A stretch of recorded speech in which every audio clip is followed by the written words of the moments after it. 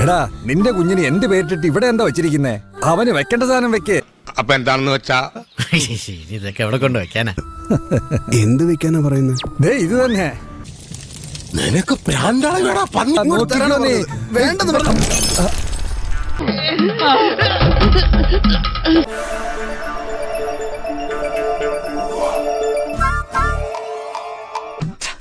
അതെ, മദ്യത്തിന്റെ മണം തന്നെ. എന്റെ ഈശ്വര, ഈ തറവാട്ടിൽ കുടിക്കേ. വാ മോനെ.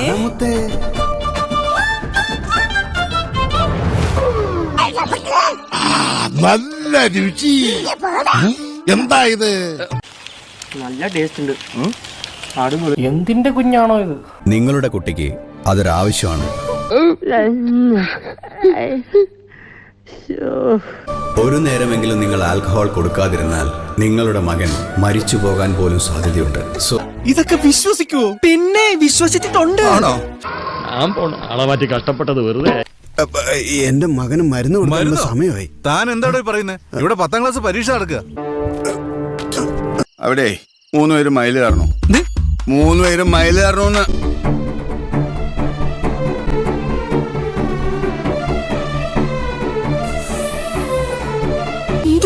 നിന്റെ അമ്മൂമ്മയുടെ പിന്നാലെ ഒരോളമായിക്കോട്ടെ എന്ന് കരുതി. ഇത് കണ്ട എന്റെ തലയ്ക്കാണ് ഓളെന്നാണ് അവള് വിചാരിക്കുക. ഇവൻ 4 നേരം വെട്ടി വീഴണ നീ കണ്ടിട്ടില്ലല്ലോ? ഇവിടുത്തെ പശുവിന് 1 കെട്ട് പുല്ല് മതി. ഈ തെറ്റിക്ക് 4 കെട്ട് ബീഡി വേണം ഒരു ദിവസം. Additional sir, finished. അല്ല ഇനി സമയമുണ്ട് മോനെ, എഴുത്. ഞാൻ തീർത്തു സർ. സഹോ, ക്ലാസ്സിൽ കയറാതെ മതിലിയാളിയും മാത്തയിലെറിഞ്ഞ് സകല ഉഴപ്പുകൾക്ക് നടന്നാലും അവസാനം പരീക്ഷ വരുമ്പോ ഫുൾ മാർക്ക് മേടിക്കുന്നിടത്തിന് എല്ലാ കൂട്ടുകാരുടെ ഇടയിലും ഉണ്ടാവും. നമ്മുടെ കൂട്ടത്തിൽ അത് ആരാന്നറിയാമോ? ആരാണ്?